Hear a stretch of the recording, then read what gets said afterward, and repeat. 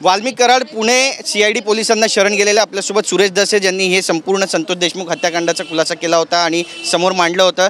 तुम्ही आज मुख्यमंत्र्यांची सुद्धा भेट घेतली सह्याद्री अतिथीगृहावरती, काय नेमकं तुमचं बोलणं झालं आणि वाल्मिक कराडला अटक झाली यावर प्रतिक्रिया? राज्याचे कर्तव्यदक्ष मुख्यमंत्री, अतिशय धाडसी मुख्यमंत्री आणि तत्पर मुख्यमंत्री यांची हे वाल्मिक कराड यांनी सरेंडर झाल्याच्या नंतर त्यांचं आभार मानण्यासाठी मी फक्त इथं आलो होतो। त्यांचं मी आभार मानलं आणि आभार मानून आता मी पुढे माझ्या कामाला चाललेलो आहे। सगळ्यात महत्त्वाचं म्हणजे पुण्यामध्ये त्यांचं लोकेशन सापडलं आणि फोन कॉल पण त्यांचे पुण्यामध्ये CDR जेव्हा काढले तेव्हा मिळाले, त्यामुळे इतके दिवस पुण्यामध्ये होते असं म्हणावं आणि पोलीस तपासामध्ये कुठेतरी हायगाय करत होते, त्यांना वाचवलं जात होतं? अजिबात नाही, वाचवलं जायचा काय संबंध।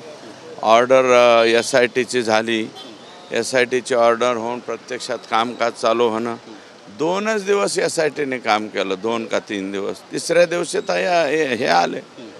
कारण काय बाहेर जनतेला कायदेशीर बाबी माहीत नसतात म्हणून लोकांना जास्त दिरंगाई वाटते। नक्कीच, पण तुम्हाला देखील कुठेतरी दडपण होतं या सगळ्या प्रकरणाला बाहेर काढल्यानंतर आणि दाबण्याचा प्रयत्न झाला ज्या पद्धतीनं आरोप प्रत्यारोप झाले?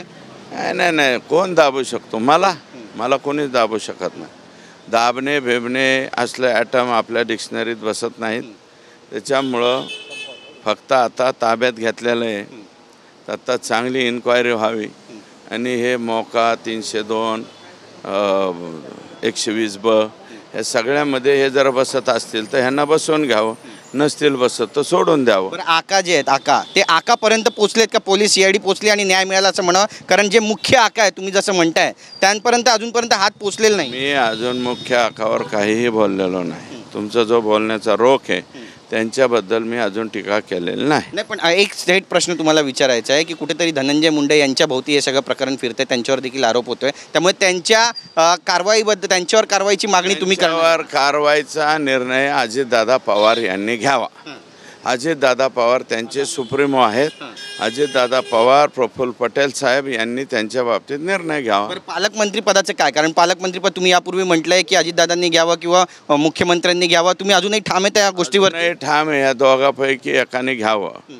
फर्स्ट प्रायोरिटी तर आमचे मुख्यमंत्री राहणार आहे आणि सेकंड अजितदादांना। नक्कीच पुढे या तपासामध्ये काय काय व्हावं अशी तुमची अपेक्षा आहे आणि शेवटपर्यंत याचा पाठपुरावा करणार? योग्य तो तपास व्हावा आणि यातले सगळे मारेकरी आणि हे सोटमुळं सापडलेत यांचे आगंतुक मुळं बीड जिल्ह्यामध्ये सगळीकडे फैलावलेली आहे, ती सगळे आगंतुक मुळं सुद्धा मोकामध्ये जावी। जी सूटमुळं आहेत त्यांचे इतर घोटाळ्यांशी पण संबंध आहे? घोटाळ्याशी अनेक आगंतुक मुळे आता प्रॉपर्टी जप्त केल्यावर कळेल ना कोणाच्या प्रॉपर्टी आहेत आणि काय आहेत। नक्की, धन्यवाद आमच्याशी बातचीत केल्याबद्दल। तर पाहतो आपण या ठिकाणी सुरेश दस यांनी आपली बाजू मांडलेली आहे आणि अजितदादा पवार यांनी धनंजय मुंडे यांच्यावरती योग्य ती कारवाई करावी असं सुद्धा म्हणतात। नेमकं सुरेश दस यांच्या बोलण्याच्या मागचा अर्थ काय आहे हे समजून घेतलं तर धनंजय मुंडे यांच्यावर त्यांचा रोख आहे का असा प्रश्नसुद्धा उपस्थित केला जातोय। पण या सगळ्या संदर्भामध्ये संतोष देशमुख हत्याकांडामध्ये आता नेमकी पुढची कारवाई काय होणार आहे पाहणं महत्त्वाचं ठरेल। कॅमेरा पर्सन सिद्धेश नाईकसह गिरीश गायकवाड, TV9 मराठी, मुंबई।